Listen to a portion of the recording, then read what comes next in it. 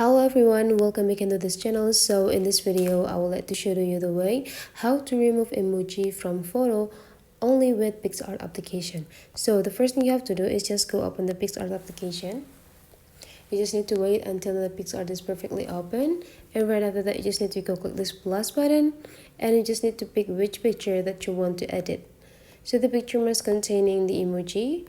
Go click it, and whenever you got them into your project, you just need to right away edit it. So here is the emoji that I would like to remove.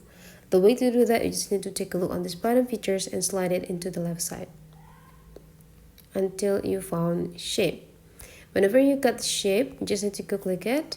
Right after that, you just need to pick the shape that you want to use. Since I have a little bit long item here, I would like to use this rectangle one. And before you click done, you just need to pick the color pick. Go click this color picker and just drag it into the nearest area with the emoji that you have on your picture. And right after that, you just need to drag this shape in the top side of your emoji, and right after that you just need to go click apply and you're done. So you just need to download this picture and you will got the emoji got removed from the pictures that you have.